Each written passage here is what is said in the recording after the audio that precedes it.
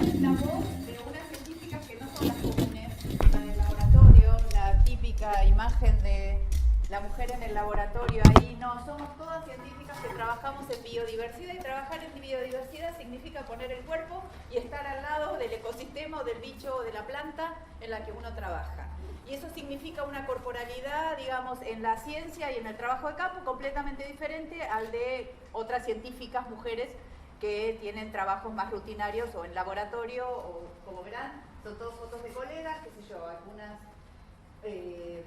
por ejemplo, una colega que trabaja en varamientos de ballenas, que cuando las ballenas están podridas, ella va y toma un montón de muestras y determina, por ejemplo, las razones toxicológicas del mar que hicieron que el bicho se muriera. Bueno, se imaginan que son trabajos como difíciles, ¿no?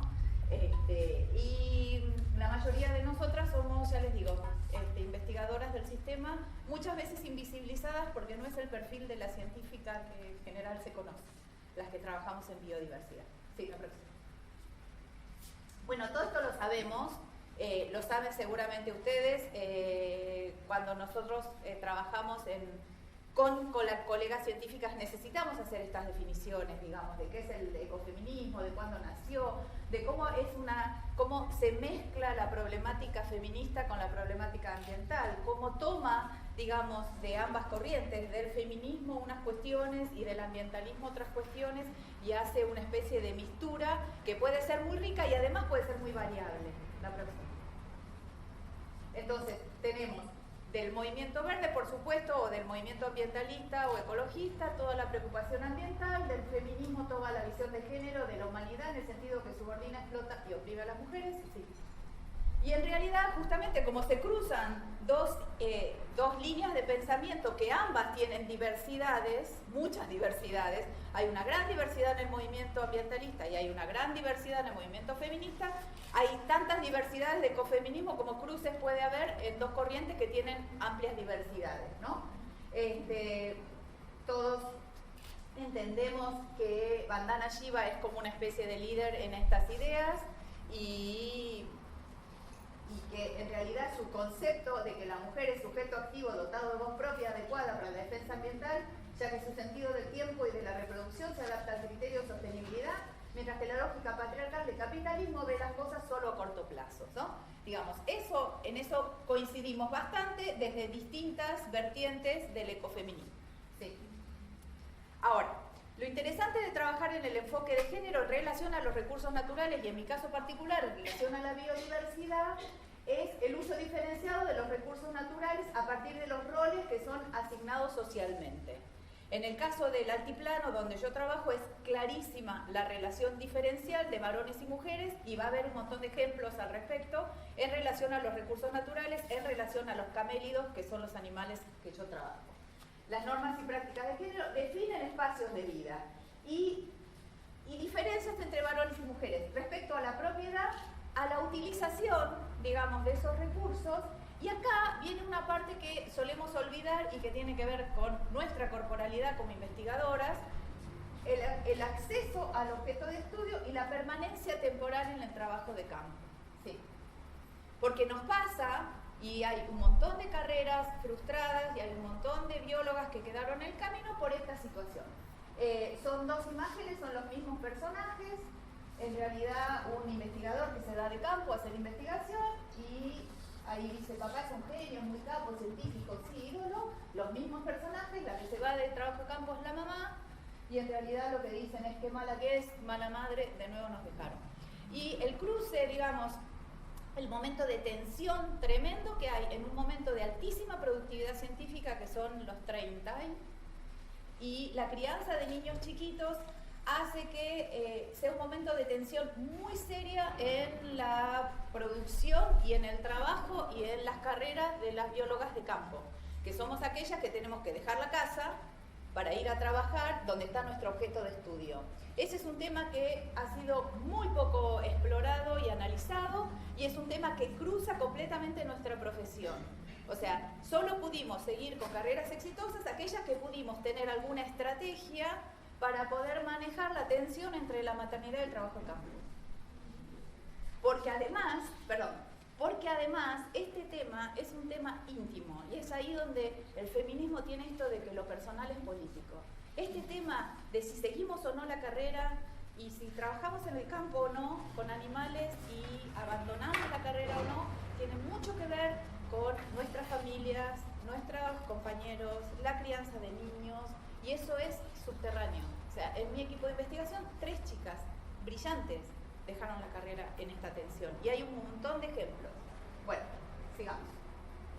Ahora, vamos a ir y volver a 2 escalas en mi charla. Vamos a irnos a la escala macro global de la biodiversidad del mundo entero, a través del análisis en esta plataforma intergubernamental de biodiversidad y servicios ecosistémicos, de la cual formo parte como panel multidisciplinario de expertos. Somos 5 por continente, yo soy una de las de América Latina, que en realidad IPBES es exactamente lo mismo que el IPCC para cambio climático. El IPCC para cambio climático, IPBES es para biodiversidad, es lo mismo. Digamos, es una plataforma intergubernamental, independiente, digamos, que busca datos científicos para hacer evaluaciones ambientales. Sí. Bueno, poneme la próxima porque viene en castellano. Bueno, esta plataforma gubernamental, en realidad, al igual que el IPCC, trabaja en función de la demanda de los países miembros, está formada por más de 130 países miembros y hace evaluaciones científicas objetivas sobre el estado del conocimiento con respecto a la biodiversidad, los ecosistemas, y un concepto que, digamos, se genera a través de IPBES, que no es el concepto clásico de recurso ecosistémico o sistema ecosistémico, sino que se llama la contribución de la naturaleza a las personas. Porque, digamos, justamente en IPBES lo que buscan es no tanto hablar de sistema y de recurso monetario, sino que la naturaleza contribuye a las personas de un modo más general, incluyendo aspectos, digamos, no materiales, ¿no? Sí. Trata de buscar la mejor ciencia disponible, tiene más de 130 países, es como el IPCC. Sí. Y tuvo una reunión súper importante ahora en la UNESCO en París al principio de año, capaz que se enteraron, en mayo, porque ahí en realidad lo que se hizo fue la evaluación global de la biodiversidad del planeta Tierra, digamos, del mundo entero, una actualización sobre la situación global de la biodiversidad.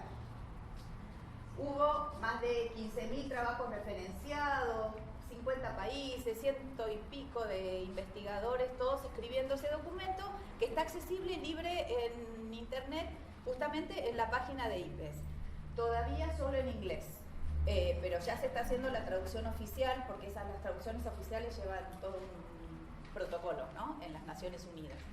IPBES no, o sea, al igual que el IPCC, tiene apoyo de las Naciones Unidas, pero es independiente en la cuestión de los criterios científicos y lo que más busca es calidad del dato, ¿no? Sí, sigamos.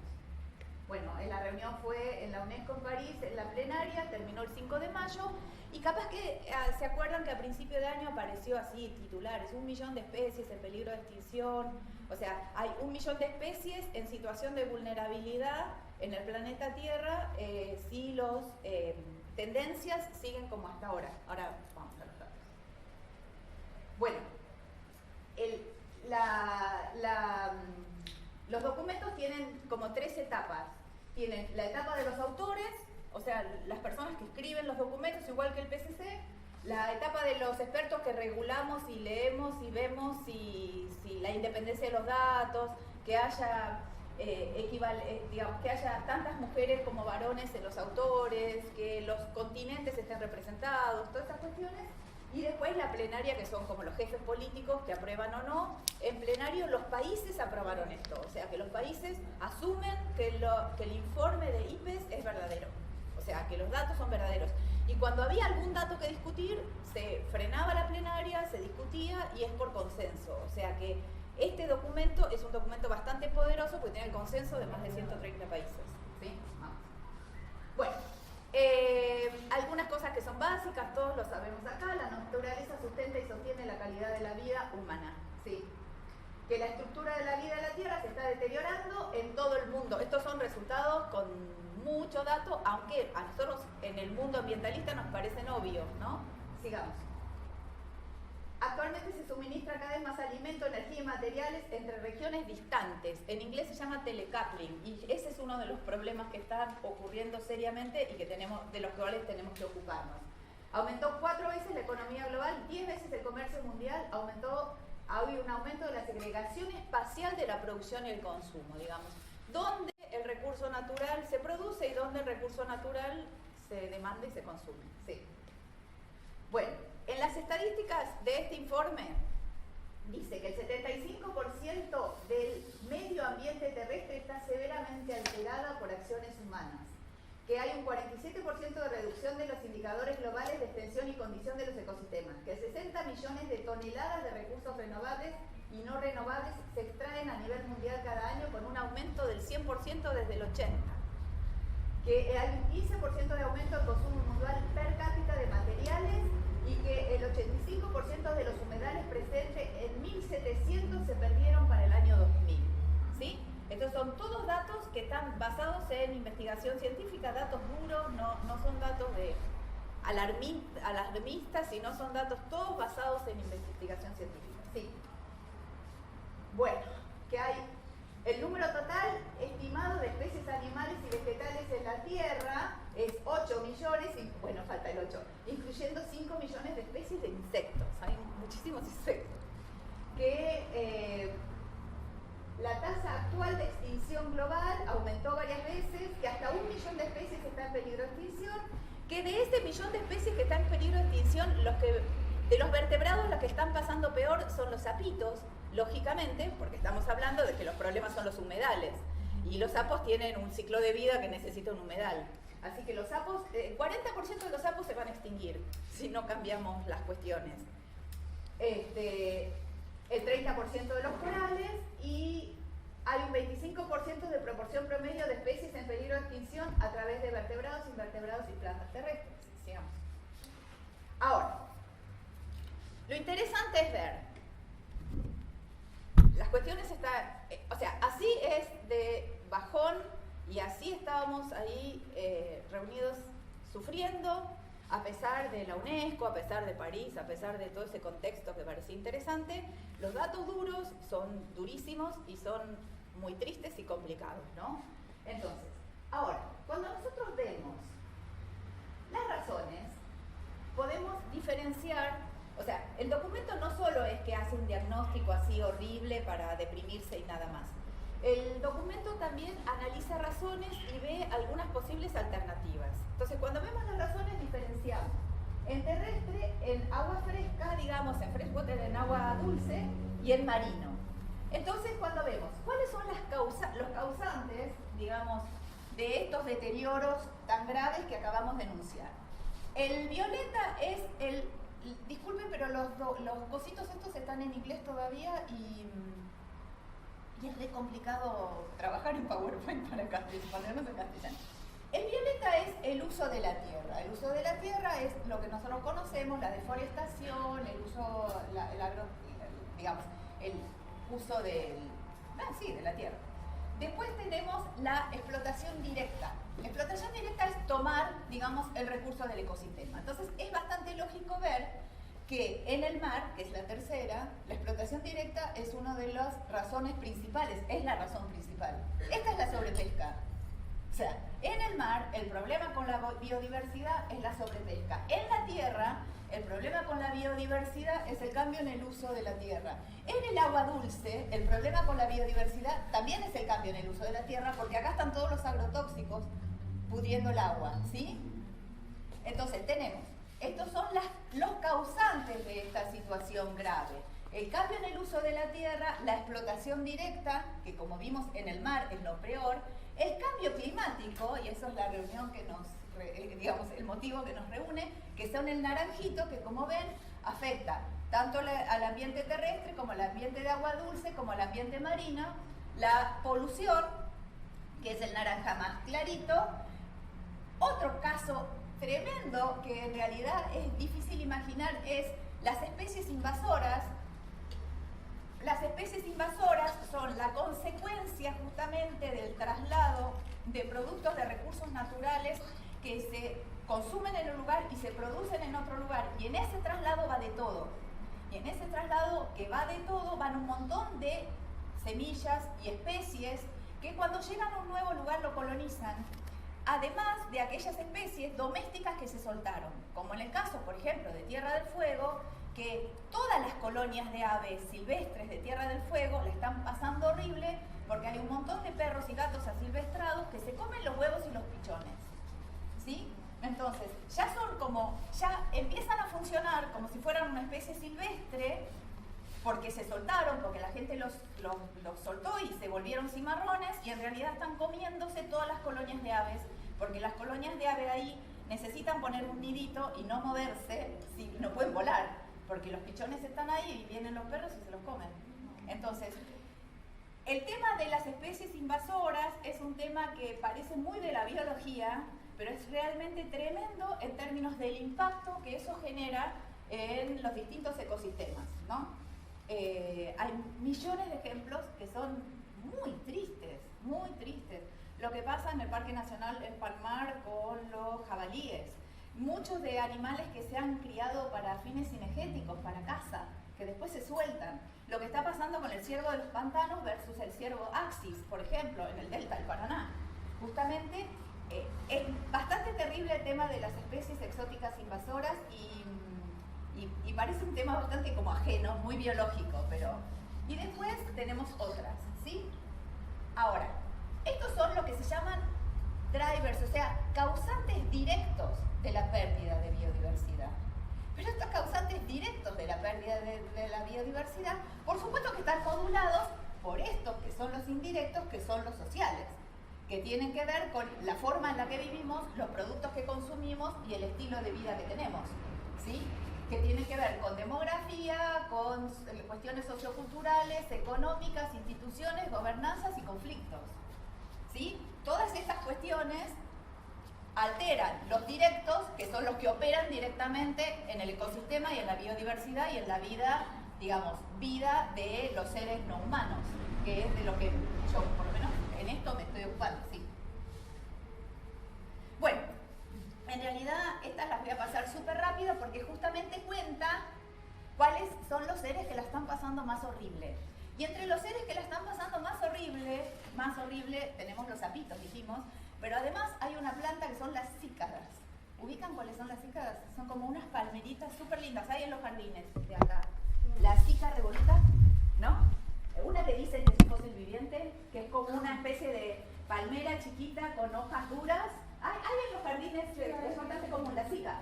Bueno, las cícadas, el grupo de las cícadas es los seres vivos no humanos que la están pasando peor. Luego vienen los anfibios, luego vienen otros árboles, las coníferas verdaderas, y acá ven los distintos grados en los cuales las aves no están tan mal. Por otro lado, acá tenemos los dragonflies, que son los odonatos, los mamíferos están acá, ¿sí? Y entonces esto es, de todas las especies del mundo, de estos tipos de animales, cuáles están en peligro y cuáles están más o menos tranquilos. Dale, sí, cuando vemos las tasas de extinción, o sea, una cosa es los números totales y otra cosa son las tendencias temporales, o sea, cómo va cambiando esto en el tiempo. Cuando vemos la tasa de extinción y de cómo, esa es la tasa de extinción, o sea, cuántos bichos van a desaparecer en el 2018, bueno, ¿cómo vamos ahora? Como dijimos, de los vertebrados, los sapos la están pasando peor, luego vienen los mamíferos, las aves, los reptiles y último los peces, a pesar de que en el mar la sobrepesca es la causa principal de pérdida de biodiversidad. Dale. Ahora, esto no solo ocurre en el mundo silvestre, o sea, hasta ahora venimos hablando de ciervos, qué sé yo, sino que también en el mundo domesticado, de plantas y animales, en el mundo de la variabilidad de lo que comemos, existe una pérdida tremenda de biodiversidad.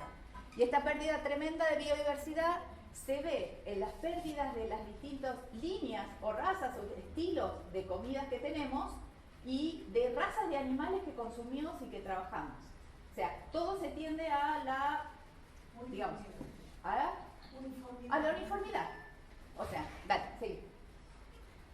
Bueno, entonces, estos impulsores del cambio para mal mal, aumentaron muchísimo en estos últimos años, dale. Los acabamos de definir, sí. Y definimos que tienen una razón social que los empuja, ¿sí? Vamos. Ahora, lo más interesante es cuando analizamos esto en términos de países.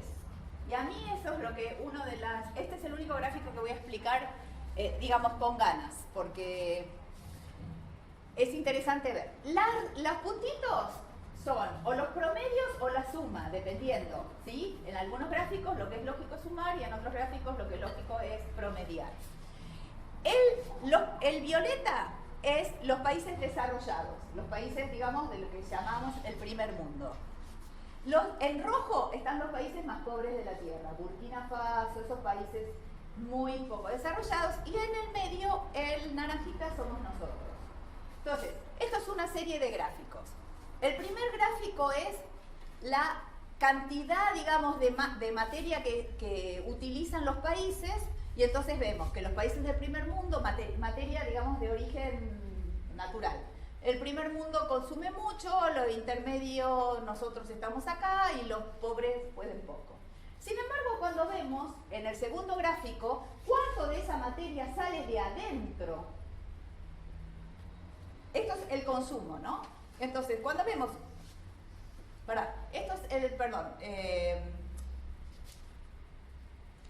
este es el total y esto es cuánto consumen cada país.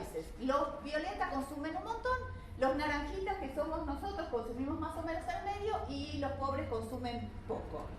Sin embargo, cuando nosotros vemos cuánto de eso es de adentro del propio territorio, que sería este tercer gráfico, vemos que los países del primer mundo que consumen mucho y que ahí arriba estaban súper top, cuando llega el momento de ver cuánto de eso es dentro del propio territorio, se va abajo con los países más pobres, ¿sí? Los países más pobres consumen poco y tienen poco de eso que consumen dentro de su propio territorio, pero los que consumen mucho, cuando llega el momento, se van abajo porque no consumen de su propio territorio, consumen de otro lugar. ¿Y de qué otro lugar consumen? De acá, de los países intermedios, que estamos brindando esa materia, que estamos brindándole esa materia a los países que consumen mucho. ¿Está? Ahora,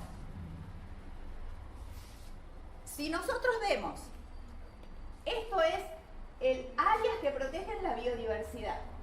Si nosotros vemos las áreas que protegen la biodiversidad, los países del primer mundo protegen mucho porque consumen mucho, pero no en su propio país. Entonces no les cuesta proteger, ¿sí? Y los países más pobres menos y nosotros intermedios. Ahora, cuando vemos la contaminación, de nuevo, los países que consumen mucho están muy poquito contaminados, están menos contaminados que los más pobres, ¿sí? Sin embargo, acá es en el único lugar donde los países pobres se van arriba en contaminación y los países intermedios estamos en el medio. Y cuando vemos el uso de químicos, ahí estamos ganando los países intermedios a full. ¿Por qué? Porque los países intermedios acá somos los que hacemos esto para permitirle a estos estar acá. ¿Está? Bueno, lo que tiene interesante estos análisis globales, lo que tiene justamente interesante estos análisis globales es esta clase de razonamiento, que si uno nos junta a todos los países y los pone a actuar, digamos, a nivel global, no ves estas tendencias con este nivel de claridad, ¿sí? Esto es inevitable, esto es así y funcionamos así. Entonces, hay que tener muchísimo cuidado cuando te dicen tenemos que incorporarnos al mundo, porque yo con estas reglas de juego no me quiero incorporar al mundo ni ahí. ¿Sí? Claro, ojo, porque con estas reglas del mundo a mí me toca hacer esto, llenarme de químicos y darle a estos para que estén acá. Y no quiero eso, ¿sí? Bueno. A ver, esto es biología pura, ¿eh? Son datos son datos gruesos del IPBES, que son datos muy interesantes porque estos cruzan la biología con la política, ¿no? Bueno, entonces, todo esto habla de la interconexión, es muy impresionante. Hay una película que se llama Frightened, no sé si la vieron, del transporte internacional de productos, se la súper recomiendo. ¿Cómo se llama? Frightened, como asustado. Es sobre el transporte internacional de productos, véanla, porque es, digamos, la otra parte, es cómo se llevan todas estas cosas de un lugar a otro. Los costos de llevar... ¿Cómo? Elementos kilométricos. Claro, es sumar la cantidad de kilómetros que tienen las cosas, es muy impresionante, porque además eso se basa en el trabajo esclavo. O sea, si vos tenés un esclavito que en Taiwán te cose barato, después la prenda, hay en esa película, en ese documental, justamente hay un saco puesto en Londres, ¿no? Y hacen el cálculo de todos los kilómetros que viajó. Desde el algodón, que lo tiñeron en realidad en la India porque es más barato teñir en la India, entonces después de la India lo llevaron, y era impresionante porque tenía como, no sé, 50.000 kilómetros tenía el saco puesto ahí para que sea más barato. Es tremendo. Bueno, vean esa película, Frightened se llama. Dale.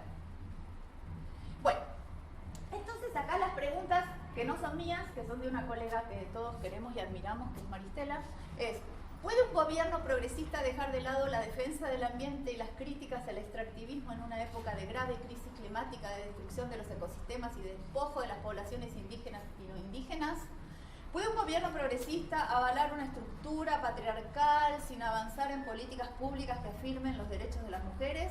¿Cómo avanzar en la democratización del poder en tierras de personalización de la política? La señora que ilustra esta es una de las tantas luchadoras ahora por el litio en Salinas Grandes, en Jujuy, ¿sí? Y la idea es, este es el mundo global, o sea, este es el mundo que nos asusta, y por supuesto estos documentos tienen muchos más datos, estos serán seleccionados para el momento, y seguimos. Entonces vemos, ¿qué pasa? Y esto ahora ya va a ser como autorreferencial, porque el tema es, yo vengo de un lugar, de un sistema, que es un sistema científico, de una urbe, de una organización CONICET que no está hecho para resolver estos problemas. Sin embargo, mi data científica ayuda, o por lo menos hace 35 años que trabajo con camélidos, y mis interlocutores, digamos, las personas con las que yo dialogo son los pobladores locales, y como ven además todos varones, y estamos en un trabajo de intercambio de saberes porque ahí hay algo que está ocurriendo fuertemente y que hay que resolver. ¿Sí? Entonces, especialmente cuando los ambientes están complicados, las especies están amenazadas, es muy importante sumarse a la lucha del poblador local, no sustituir al poblador local en la lucha, pero brindar el dato veraz, y brindar el dato veraz accesible, ¿sí? Porque el sistema nos obliga a escribir y trabajar en un idioma que no es el idioma accesible para el resto del mundo, porque es un idioma técnico de pares y que nos evalúan y qué sé yo. Entonces, es sumamente importante y muy potente esta comunión entre el dato científico veraz y la comunidad en su lucha. ¿Sí? Bueno, y para eso, este concepto de diálogo de saberes, que es un concepto que está claramente definido, ¿no? No es, o sea, justamente es un método cualitativo que busca comprender, sintetizar, teorizar y contextualizar el conocimiento. El diálogo de saberes entre pobladores y científicos constituye un aprendizaje mutuo, busca promover la construcción social del conocimiento mediante el intercambio de ideas, prácticas, nociones, conceptos, historias para alcanzar la comprensión común de los diversos actores. Y ahí estamos con Janina Arzamendia, que es mi colega del CONICET, y con una pastora que cuando nosotros estamos haciendo trabajo de campo con las vicuñas, se viene a la camioneta con nosotros y mira sus ovejas y sus llamas con nuestro telescopio. Entonces ahí nos pasamos la tarde entera, porque ella no tiene que salir a pastorear, porque los mira con el telescopio, y entonces tenemos unos diálogos súper interesantes con esta señora. Mientras nosotros trabajamos, hablamos todo el tiempo del campo y de sus animales y de nuestros animales, y ella ve algo en las vicuñas y nos muestra y charlamos, y en realidad se ahorra el pastoreo cuando nosotras estamos ahí, y nosotras nos enriquecemos. Bueno, es esta cosa del diálogo de saberes. Espicha se llama. Y por supuesto para el cumpleaños le regalamos unos binoculares, pero a la vez que quiere venir con nosotros. Sí. Bueno, ahora, como yo les dije, esto está atravesado por la cuestión profesional. Y a mí me importa mucho no solo contarles esto, sino contárselos desde mi rol como científica del sistema de ciencia y tecnología.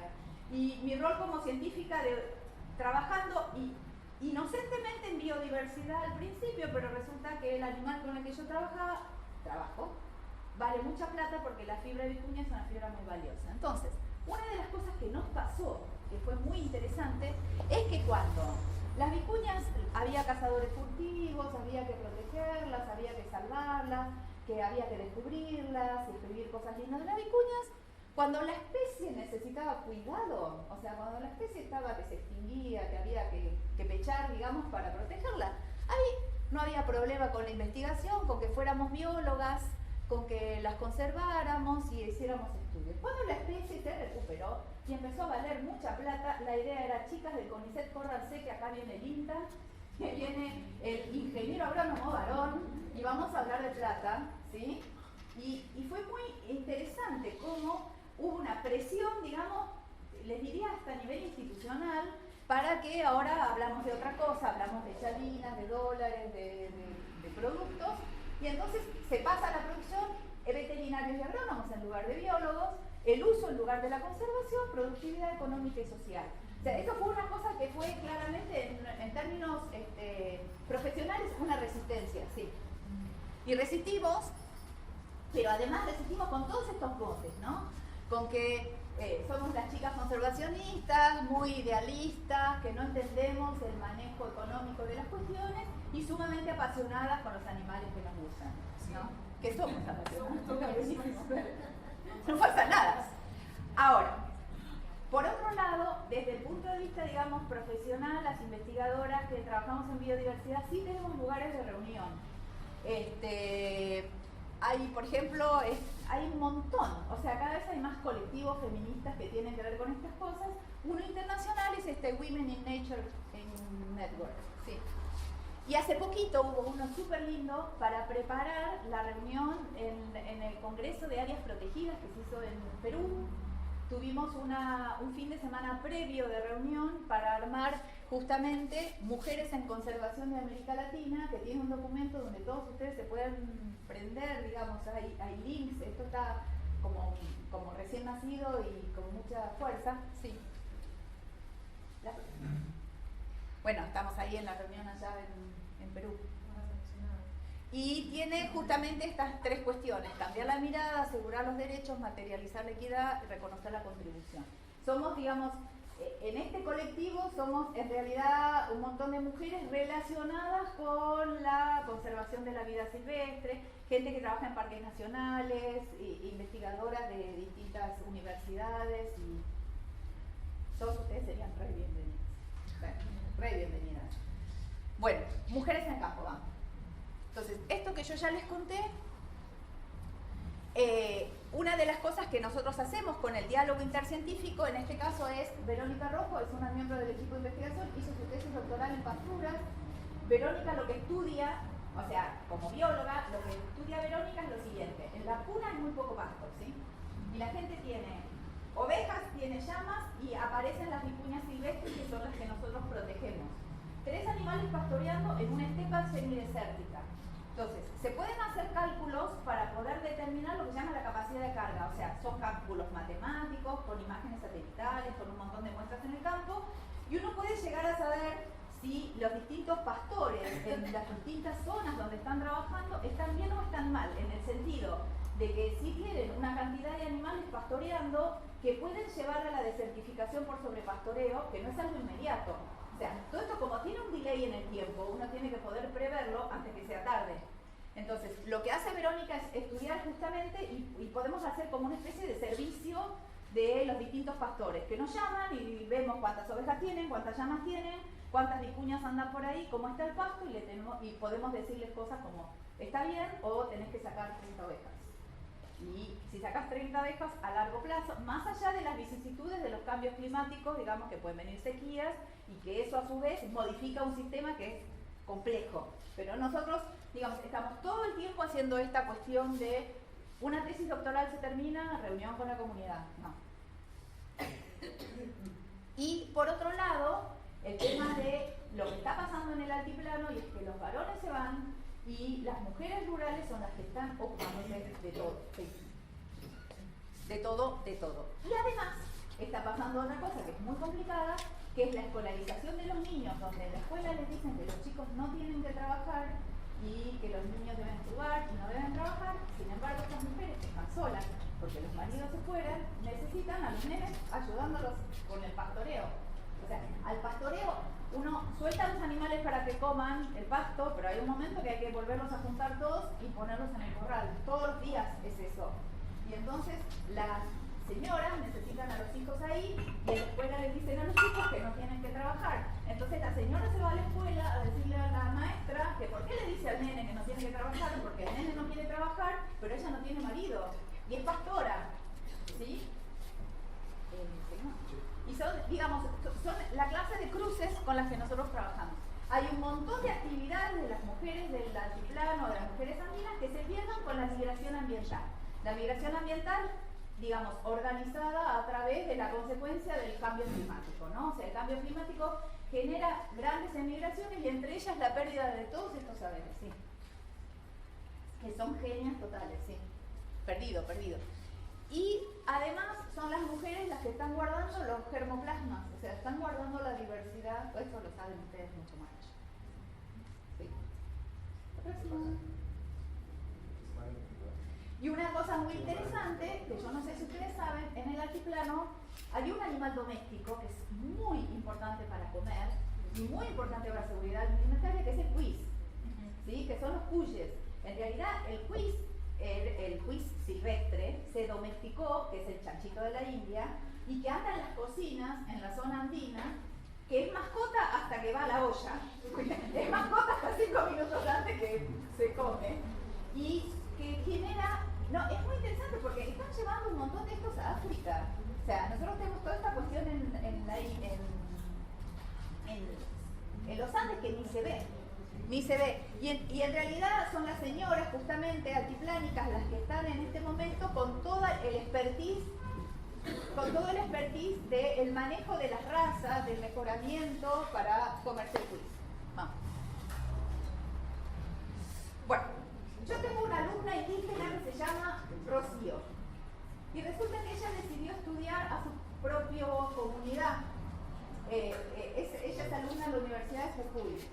Y justamente una de las cosas que pasó con Rocío es que Rocío tiene a su propia familia que son pastores y los varones de su familia se fueron todos a trabajar a la mina. Sí. Y estas son las situaciones, digamos, que Rocío ve desde la corporalidad de las mujeres de su familia. Esta señora, que es Ruperta, que es su tía abuela, que acá me está enseñando a hilar, esta señora Ruperta, para que las ovejitas no se vayan y le den la teta al corderito, hay que agacharse así sobre ella. Pero Ruperta tiene como 80 años y después no se puede parar. Imagínense, o sea, esta postura sostenida durante un buen tiempo. Ruperta le duele muchísimo la cintura, pero acá está la prima, ¿sí? A punto de parir, como ven, adentro de un corral, vacunando llamas. Y acá está la hijita más chiquita metida en el corral. Miren la panza, ¿sí? A ver, con esta panza no habría que estar adentro de un corral vacunando llamas, ¿sí? Entonces, lo que está Rocío estudiando es una cuestión muy interesante. ¿Cómo se une el ciclo biológico de los animales en el campo, la producción, digamos, de la mujer pastora con su propio ciclo biológico como mujer, ¿no? Entonces, lo que está empezando a pasar con Rocío es que empiezan a emerger las cuestiones, digamos, feministas mucho más allá de la cuestión de pastoras. O sea, Rocío empezó a estudiar las pastoras, pero resulta que todas las pastoras tienen su primer hijo a los 13 violadas por alguien. Entonces, claro, empiezan a emerger esas cuestiones en la cual el pastoreo está subsumido completamente porque tiene que ver con relaciones, digamos, patriarcales, jodidas y violentas del mundo de la mujer andina, ¿sí? Digamos. Y además, con esta misma Rocío, hay cosas que aparecen como muy importantes. Yo no sé si saben, en la cuna hay un solo árbol así lindo, que es la queuña, que no es la quinoa. La quinoa es una cosa, la queuña es otra. Es un árbol que parece una rayán, que tiene la corteza así con muchos pelitos y es un árbol muy hermoso. Entonces hay un lugar en Jujuy que se llama Quebraleña donde hay queuñas y donde en general el discurso sobre la quechua es que el problema de la quechua es que la gente lo usa, o sea, que se ha extraído madera, que se usa como, digamos, para prender fuego, que se hacen utensilios de quechua. Y la realidad es que nada de eso es lo que afecta a los bosques de quechua. Toda la gente ha usado bosque de quechua toda la vida, tiene las vigas de los techos de su casa hechas de quechua, y en realidad el problema es el extractivismo, digamos, el problema ahí pasa por la minera, por el extractivismo, por el litio, por ahí pasa, no por los bosques de quechua, sí. Entonces, estos son los proyectos de Rocío, del equipo, digamos, de Rocío, donde se hacen, este es el árbol, que es medio achaparrado, y en el cual se están extrayendo semillas, se hacen los almácigos, se vuelve a plantar, se hace un mapa de dónde están los mejores árboles, sí. Y además, esto es claramente ciencia, eso era lo que yo le decía, es la fuerza de la investigación científica apoyando un requerimiento político de la comunidad. Entonces, nosotros desde el CONICET, desde la Universidad de Jujuy, desde el equipo de investigación BICAM, estamos fuertemente apoyando a esta comunidad que hace todas sus cosas con quechas, y que el problema no es que ellos consumen los árboles, sino el problema es que ellos no son dueños de la tierra, ¿sí? Y además, cuando trabajamos con las vicuñas, por supuesto estamos llenos de mujeres de Alabama. Tanto en la esquila como en la manipulación de los animales, eso es de nuestro equipo. En general, como ya les dije, ingenieros agrónomos y veterinarios no dejan que estas cosas pasen. Sí, sí. Y por otro lado, que a mí eso sí es una especie de cuestión personal muy fuerte, hay cierta cuestión con la folclorización de la gente de la puna y del rol de los niños de la puna y sobre todo las nenas de la puna, ¿sí? En la escuela y demás. Entonces yo armo talleres de ciencias, pero de ciencias, de físico-química, de pensamiento hipotético-deductivo, de todo el método científico en las escuelas en particular. Y entonces, digamos, yo no estoy de acuerdo, y eso es personal, y si quieren lo podemos discutir, que el método hipotético-deductivo sea colonialista. Yo creo que es una forma de pensar que es muy fuerte. Yo, digamos, experimento profesionalmente la importancia del dato científico para apoyar luchas territoriales y políticas, y entonces yo quiero que estos chicos piensen así, porque si no están condenados al pensamiento mágico indígena, ¿sí? Entonces cuando argumentan desde el pensamiento mágico indígena y no argumentan desde el dato duro sólido de la ciencia, sí, ese que nadie puede decir que no, ¿sí? Entonces yo trabajo muchísimo en esto, en que los chicos tengan un taller de ciencia como tienen en otros lugares de la Argentina. Parece que a ellos no les corresponde, ¿sí? Vamos. Y les encanta la ciencia. O sea, cuando estos son chicos de sexto grado de la Escuela de Santa Catalina, la escuela más al norte de la Argentina, ¿no? Y dicen, me encanta la ciencia, me gusta descubrir cosas, me gusta describir cosas, me divierto, me gusta hacer experimentos, me encanta investigar, ¿sí? Bueno, y además a veces hacemos cosas como llevar, qué sé yo, la revista Intrépidas para allá. ¿La conocen? La revista de ciencias para niñas. Hay una revista que se publica acá en Buenos Aires que se llama Intrépidas, que es de ciencias para nenas. Es para nenas y de ciencias. Lo que pasa es que hay que traducirla mucho. O sea, hay que traducirla mucho. Justamente estamos hablando con las chicas de la revista Intrépidas para ver si hay alguna revista Intrépidas que se puede hacer más inclusiva, porque cuando llega a la puna, esa revista hay como que explicar demasiado el estilo de niña al cual está dedicado, ¿no? Sí. Ya terminamos. Bueno, hay cosas lindas que pasan con mujeres, hay bandas de sicuri solamente femeninas, ¿sí? Eso lo pueden ver en Tilcara cuando vuelven las sicuriadas, sí. Y hay cosas muy interesantes. Los chicos escriben, ¿no? O sea, es bastante común en la puna. Le podemos pedir a los chicos que escriban. Yo traje algunos de los materiales que trabajamos. Y a pesar de vernos a las investigadoras dedicadas, trabajando en el campo, qué sé yo, cuando llega el momento, nos convierten en las esposas de Cojena. Miren, es una copla sobre vicuñas. Y la última copla dice, las chicas de Bicam son esposas del Cojena. Vicuña ya nada te pasará porque ellas te cuidarán. Es interesante lo del cuidado, pero nos volvieron esposas de alguien porque no podía ser si no. No podían ser mujeres. No podía ser si no éramos esposas de alguien. Bueno, y ahí está Ruperta enseñándome a hilar y charlando. Ruperta tiene un sombrerito china, made in China. No sé si se lo notan, ¿no? Sí. Es muy interesante. Esas son las cosas que uno ya no puede no ver cuando viaja, cuando ves. El sombrerito de Ruperta es de esos que made in China de las vacaciones de Mar del Plata. Bueno, no sé cómo llegó a Jujuy, pero ella está feliz con su sombrerito que se lleva. Sí, es que es muy bueno. Claro, es muy bueno. Claro, así es. Bueno, creo que ya estamos, ¿no? Sí, ya estamos.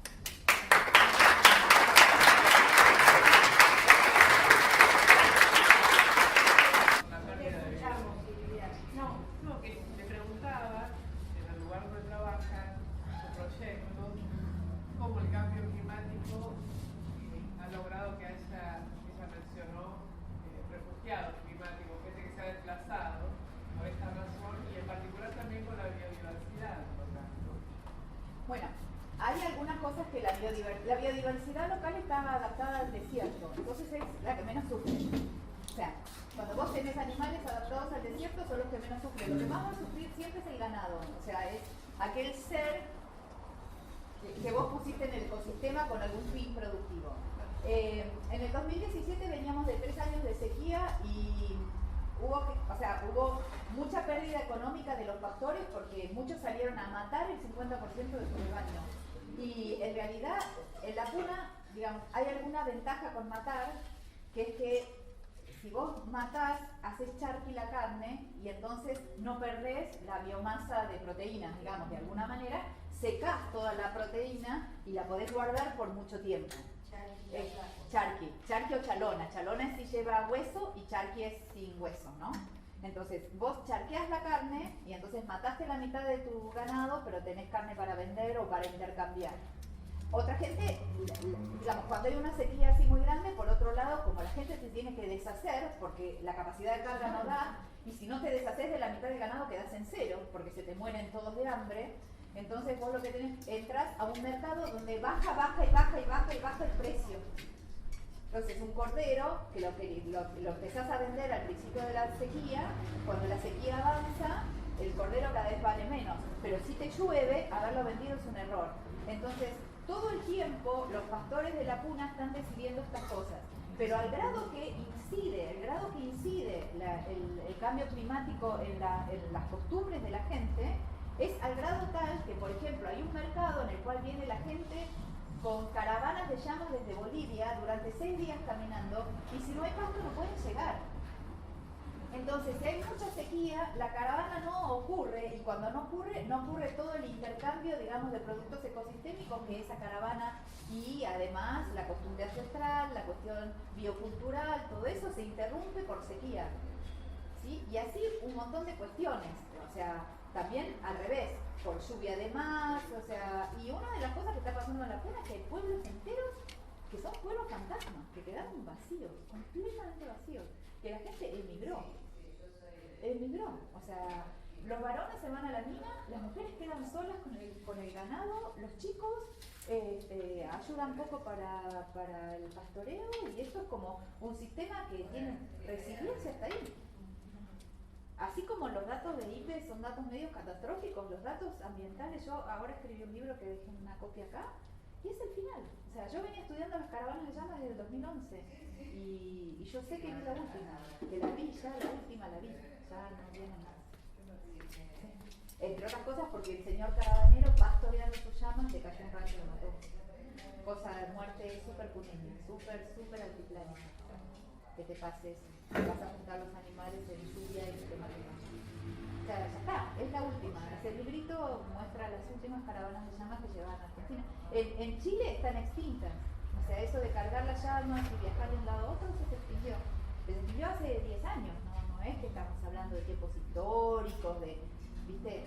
Hay muchas cosas que están pasando en un desierto que es muy extremo. O sea, cuando vos estás ahí muy en el límite, el más mínimo cambio te hace que pases al lado de que ya no es resiliente. O sea, que pierdas la resiliencia rápidamente. Así que... ¿Alguien quiere contarle algo, sí, comentar algo con respecto a lo que presentó Viviana? ¿O le damos? Yo tengo una pregunta. Sí. ¿Qué tal? Mi nombre es Paula. Sí, no, quería preguntar, pues soy antropóloga y como entre una de las muchas cosas que me llamó la atención es por qué se piensa a los drivers sociales como indirectos. O sea, ¿por qué no se piensa como algo directo? Como ahora entiendo que se están dando muchas discusiones respecto de cómo se conceptualiza la naturaleza, cómo nos vinculamos con la naturaleza, y capaz que si no lo empezamos a pensar como más en relación o sea, como sigue aportando a esa división tan tajante, no sé. El driver directo es el que opera directamente sobre la biodiversidad. O sea, sí, o sea, vos tenés un pescado que está nadando en el mar, viene alguien en una red y lo saca. Ese es el directo. Claro. El indirecto es el dueño del barco y todo lo que va atrás que tironea del pez. O sea, ¿por qué es importante? Porque tenemos que para poder operar, tenemos que ver en el sistema dónde están los puntos de operación. Entonces, vos, en mi caso yo soy experta en biodiversidad, o sea que a mí me importan los seres vivos no humanos que están ahí, ¿no? Entonces, yo primero veo los seres vivos no humanos que están ahí y veo qué tironea, cuáles son las fuerzas que tironean de ellos que hacen que estén bien o que estén mal, porque también hay fuerzas que hacen que estén bien, ¿sí? Entonces, cuando empezás a tirar del hilito, hay un punto en el cual lo afecta directamente. Y hay un punto en el cual empiezan a aparecer otro montón de cosas que afectan al hilito, ¿sí? Entonces, como la idea es tratar de operar, necesitas ir como diseccionando todo lo que pasa.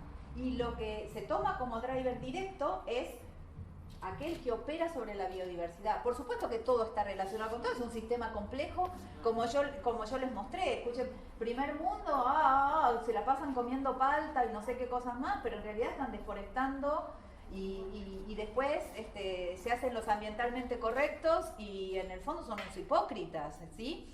Pero bueno, en realidad lo que vos ves es que a la palta y a la selva, en realidad a la selva lo que le está jorobando es que la corten para poner una palta.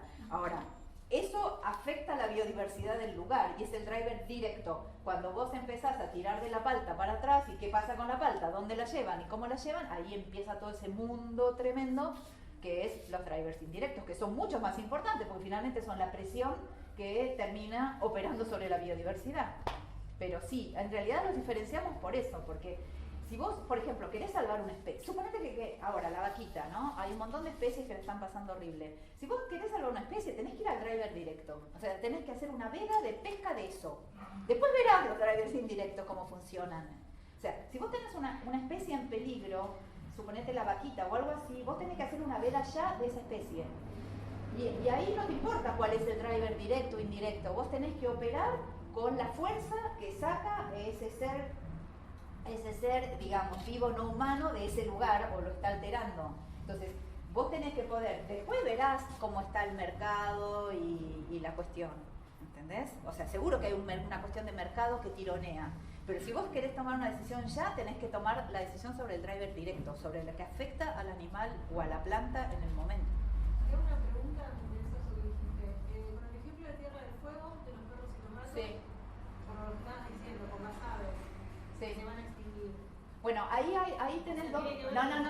Ahí tenés. Mira, eso es un tema terrible porque cada burro come como 8 vicuñas. Y yo siempre tengo que estar decidiendo si vamos a matar burros, que son divinos. Sí.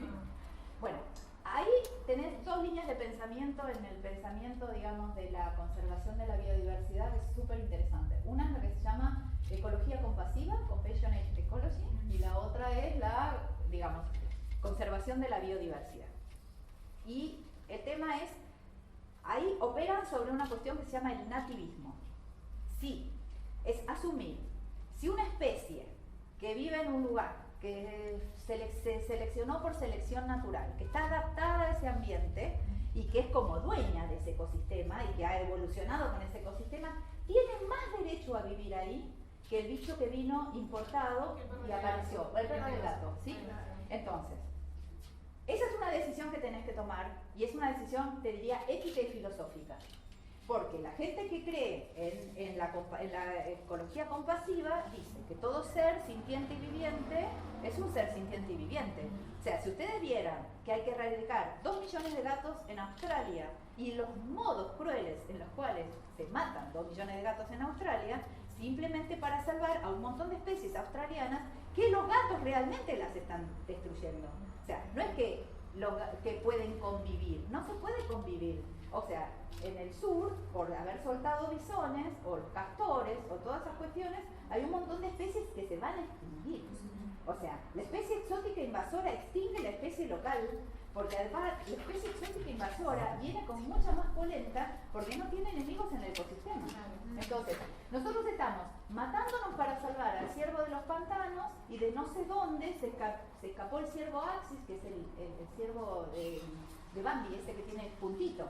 El ciervo Axis es divino, el ciervo de los pantanos es divina. Yo tengo que tomar una decisión, o el Axis o el de los pantanos, porque si dejo el Axis, el del pantano se extingue. Ahora, el del pantano es un animal que está en peligro de extinción, que corrió todos los riesgos, que nació en el delta del Paraná y que coevolucionó con el delta del Paraná. Y el otro es un bicho que viene de Asia, que lo trajeron para un coto de caza y se soltó. Entonces, ahora, al momento de tener los 2 bebés ahí, te morís de tomar la decisión, ¿entendés? Y hay discusiones, pero tremendas, en términos de la ecología compasiva o la ecología de sostener las especies nativas como más importantes. Yo, de hecho, siempre estoy ahí, porque a mí me pasa justamente que cada burro que hay en la puna come como 8 vicuñas. Y yo laburé 30 años para salvar a la vicuña de la extinción. Cada vez que veo un bebé de burro me quiero matar, ¿entendés?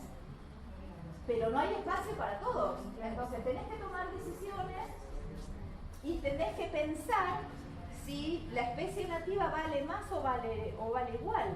Porque para el bicho que está ahí, el burrito pobrecito, lo trajeron los españoles hace 500 años. ¿Vale en qué término? No fue culpa del burro haber caído ahí. No fue culpa del burro haber caído ahí, pero lo que tenés que saber es que si al burro lo dejas, se te extingue la especie nativa. O sea, justamente el tema es la compasión y el nativismo. Si el nativismo es un factor lo suficientemente fuerte como para que vos salgas a luchar contra una exótica invasora. Por ejemplo, en el Parque Nacional del Palmar hay que salir a matar paraísos, que son árboles. Pero ahí es fácil, porque es un árbol, ¿viste? Entonces vos, digamos, de alguna manera, el Parque Nacional del Palmar es por las palmeras.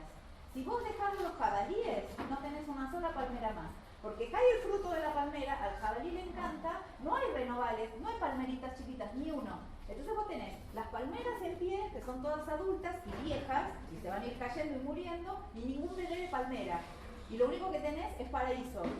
Entonces, tomás la decisión, no tomás la decisión, dejás el devenir. Hay gente que deja el devenir. O sea, dice, el mundo va hacia la pérdida de la biodiversidad, hacia la muy pocas especies que sean solo importantes para los seres humanos, y hay que dejar de luchar por el nativismo y hay que dejar de luchar para reestructurar los ecosistemas como sabemos que funcionan. La pérdida de biodiversidad es un indicador claro de deterioro ambiental, Entonces, una cosa es dejarlo, que ocurra, ¿entendés? Que ocurra la pérdida de biodiversidad, bueno, tenemos menos especies, ya no tenemos aves en Tierra del Fuego, vamos a tener muchos perros y marrones. Que también se van a matar entre sí, ¿no? O sea, y también la vida de esos perros es bastante triste, pero bueno, son decisiones que se toman. Hay congresos enteros y de hecho INVES justamente nos pidieron hacer una evaluación sobre especies exóticas invasoras, porque es uno de los problemas más grandes que está ocurriendo en la Tierra con todos estos intercambios. No, la situación está difícil, es muy interesante para pensar, es todo un desafío. Sí, está buenísimo los gráficos que mostraste. Claro, las variables, está muy bueno. Una consulta, ¿y el tema de ese plan estratégico a nivel nacional para combatir justamente las especies? No sé si... Es matar y sacar especies exóticas invasoras. O sea, es lo que le dice, o sea, los chicos los guardaparques de los... Esa no es la parte linda que se ve cuando uno va de visita a un parque nacional, pero por ejemplo en muchos parques nacionales salen a matar vacas. O sea, a matar vacas, o sea, le salen con un tiro y a matar vacas. O sea, en todos los congresos de mamíferos, en los congresos en general de biodiversidad y de zoología, siempre tenés unas sesiones sobre especies exóticas invasoras, pero es cómo darle sin asco. O sea, cómo hacer para que el palmar siga siendo un palmar. O sea, porque si vos lo dejás el palmar, no, deja de ser un palmar. Y así todo, o sea, si ustedes dejan el ciervo colorado en el bosque andino patagónico, no hay más bosque andino patagónico, se come todos los renovales del bosque, es divino, se come los renovales del bosque y perdiste el huemul para siempre. Entonces, son cosas que hay que pensar. Las decisiones en biodiversidad son muy difíciles, sobre todo si uno trabaja así con animales emblemáticos, hermosos, vertebrados, ¿viste? Cuesta un montón trabajar en eso. Y el plan del Palmar, pues yo estuve de voluntaria. Sí, ¿en el Palmar? Sí, en el Sí. es muy interesante porque como que organiza a todos los Palmar, se organiza a los cazadores Claro. de toda la zona. Claro. Y bueno, cuando se hacen cotetas, Sí, como que la carne que Claro. tienen se la reparten entre ellos a la gente del Palmar y así mismo también a escuelas y eso. Como No, que- claro, y hacen escabeche, digamos, tampoco es todo tan terrible, pero bueno, son decisiones que tomar. O sea, hay que salir a matar jabalíes, hay que salir a matar ciervos axis y cuesta mucho. O sea, Sí, yo no sí, podría sí. trabajar con un animal que tengo que matar, ¿entendés? O sea, yo trabajo con vicuña porque se esquilan. Y si no, no podría trabajar.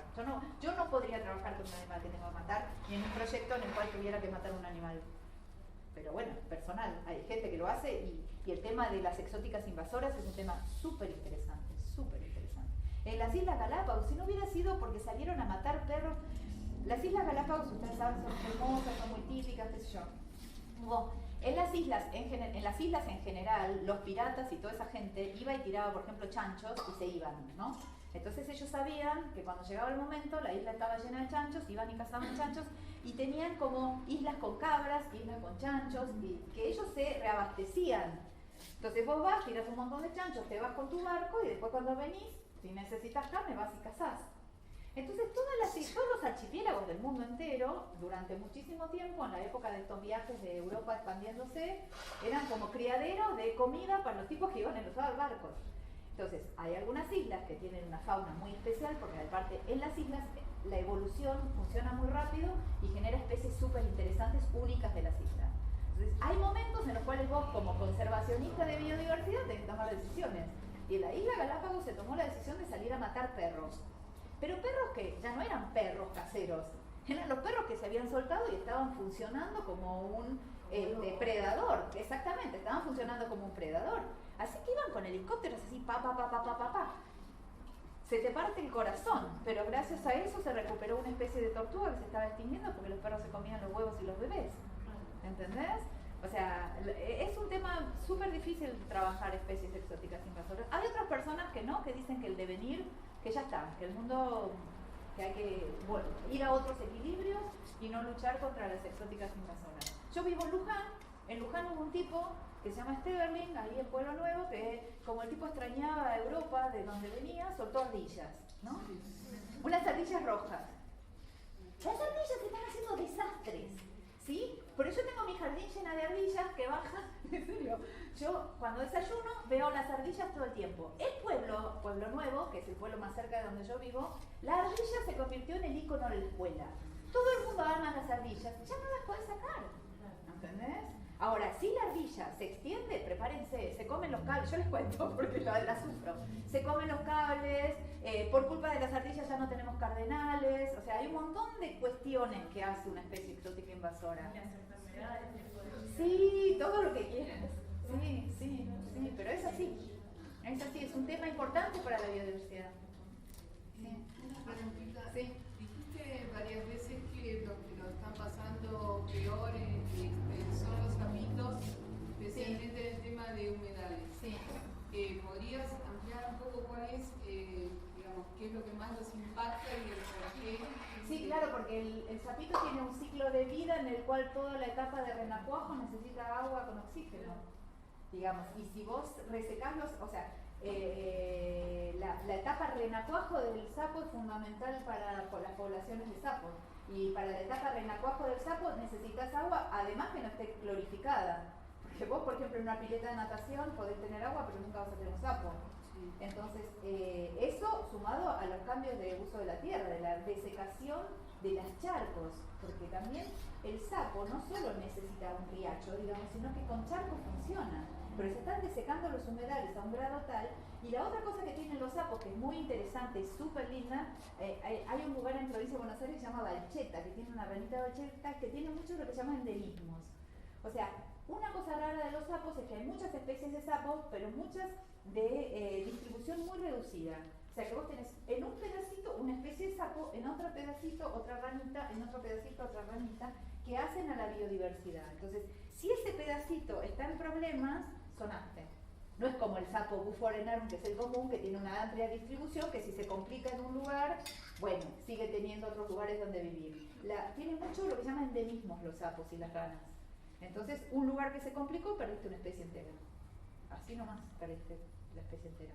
Y, por ejemplo, en Balcheta, que es un lugar que tuvo muchos problemas con agrotóxicos, y eso se estudió muy bien, tenía vacas y justamente salvaron los sapitos de los agrotóxicos, haciendo una cosa que es recauda, porque en realidad para salvar sapitos lo que necesitas hacer es poner peceras para que los renacuajos estén bien, hagan toda la metamorfosis en una pecera, y cuando estén más o menos salvables, que no van a venir los pájaros a comérselos, los pones en un lugar con un techito para que los pájaros no vengan a picotearlos y siguen siendo sapos y ya está. O sea, no es una tecnología muy rara salvar un sapo.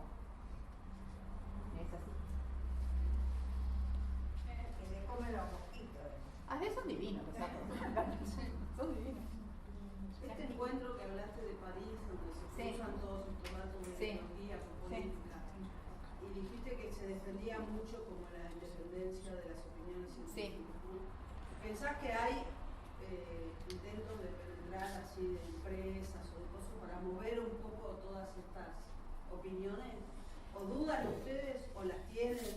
Mira, yo no lo veo en forma directa. O sea, esto, nunca una empresa se te va a ir a las Naciones Unidas a presionar. Lo que sí lo va a hacer es a través del Consejo de Investigaciones, mandando un subsidio o a tratar, o sea, por supuesto que todo esto tiene mucho de político y además, como estos documentos se hacen en inglés, siempre hay que poner mucha fuerza para que los documentos científicos que no están escritos en inglés tengan espacio en los documentos. O sea, por eso somos 5 de cada continente y especialmente los de África y nosotros los latinoamericanos trabajamos mucho para eso. Te pasan cosas como que, por ejemplo, Estados Unidos, en el documento donde decía que el glifosato producía cáncer, Estados Unidos levantó la mano y dijo que no había pruebas suficientes, entonces ahí nos pusimos todos a trabajar, porque hay una cosa que, digamos, puramente en ciencia, correlación no significa causalidad, ¿sí? Pero lo que nosotros hicimos fue mostrar que había una tremenda correlación y ahí estuvimos 2 noches enteras trabajando, modificamos un poquito la frase, pero quedó, por ejemplo. Pero esa clase de cosas todo el tiempo te están interrumpiendo. O cosas muy interesantes, como yo contaba, que son más políticas, que a mí me sorprendió mucho. Bolivia, qué triste, Bolivia ahora. Pero Bolivia en aquel momento levantó la mano por el tema de los recursos naturales y la biodiversidad y la autodeterminación de los pueblos, ¿no? Y entonces, cuando propuso la autodeterminación de los pueblos como una de las cuestiones importantes para salvar la biodiversidad, Argentina levantó la mano. Yo ahí no estoy como país, o sea, yo ahí estoy como experta. Argentina levanta la mano y dice que si se aprueba la moción de Bolivia de determinar la autodeterminación de los pueblos, Argentina se retira y el documento se firma. A lo cual yo después me fui a ver, el chico era de carrera, no era un chico así que... Y entonces me explicó que en realidad Argentina no puede aceptar el argumento de la autodeterminación de los pueblos por las Islas Malvinas, que es el argumento que usa Inglaterra, que Inglaterra estaba así feliz, ¿sí? Para apoyar a Bolivia en la autodeterminación de los pueblos, porque los kelpers quieren ser ingleses, ¿sí? Los kelpers quieren ser ingleses, entonces si usamos la autodeterminación de los pueblos, decimos que las Islas Malvinas tienen que ser de Inglaterra. ¿Sí? Por eso Argentina se opone siempre y Inglaterra se pone recontenta. Pero no solo Inglaterra se pone contenta, se ponía contenta Francia. Todos los países colonialistas estaban felices de la vida con la autodeterminación de los pueblos, porque hoy el tipo que vive en Guyana francesa prefiere ser francés que venezolano, ¿entendés? Entonces... Yo te pregunto esto por un sentido de ciencia digna, que claro, habla de sí, pero porque además los datos que diste, fuera de tener la solidez de datos duros ahí, es algo de sentido común que todos los que estamos en la alimentación, obvio, lo ves. lo ves. Lo que pasa es que lo que tiene de importancia estas reuniones, o sea, como yo dije, para nosotros los datos no son nuevos. Lo importante es que hubo 130 países que dijeron que ese dato era verdadero. Y esos 130 países incluyen nuestro país, al cual vos le podés ir a decir, perdóname, pero vos firmaste IPBES. IPBES dice tal cosa y tal cosa. Pero aparte IPBES no solo dice eso. IPBES tiene un documento que es el que se llama en inglés Summary for Policymakers. O sea, es el resumen para los tomadores de decisión. Y en el resumen para los tomadores de decisión hay un montón de cosas políticas que nuestros países firmaron, 130 países lo firmaron. Entonces, eso dejó de ser una cuestión del mundo académico, del mundo científico, de una ONG ambientalista. Se convirtió en un dato concreto aceptado por los gobiernos.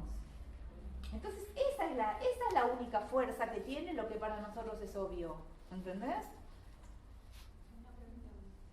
Hacemos la última, perdón, porque para darle paso a las otras compañeras. ¿Qué significa que estas plataformas tengan independencia en los criterios científicos? Lo que significa es que no es el CONICET, o sea, a ver, no son los organismos de ciencia y tecnología, lo que significa es que el modo en el cual se escogen los autores es por cualquiera de todos nosotros puede estar en inglés, o sea, lo único que hay que saber es escribir en inglés, porque los documentos son en inglés. Hay momentos en los cuales hay llamados para temas, por ejemplo, llamado para biodiversidad, llamado para especies exóticas invasoras, yo ahora estoy en uno que es precioso, que es múltiples valores de valorar la naturaleza, justamente. Entonces hay momentos que se abren los llamados. Cuando se abren los llamados, cualquiera que tiene un currículum, que ni siquiera tampoco tiene por qué ser científico, porque se hacen muchas consultas a pueblos originarios, a grupos, o sea, hay ONGs que están en IPBES, te presentás. Y ahí se selecciona a la gente en función de los perfiles que se necesitan para el documento. O sea, si el país te apoya, mejor, pero si el país no te apoya, también puedes presentarte.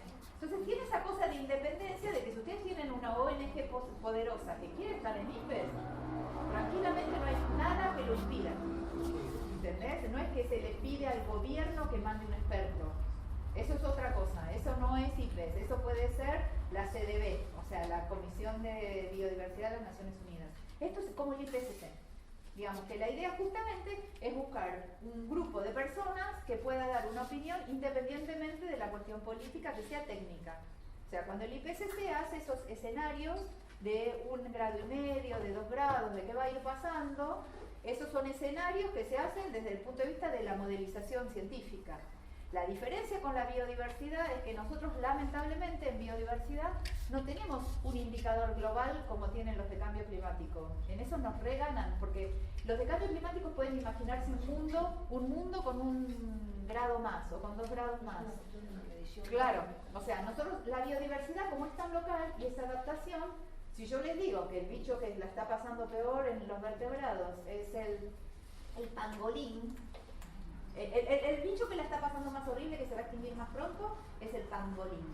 El pangolín es como una especie de armadillo divino, así con colitas, es un mamífero, todo duro, todo lleno de escamas, que vive en Asia y que parece que las escamas tienen propiedades así esotéricas y que además la carne es deliciosa, y empezó a consumirse fuertemente en China, el pangolín.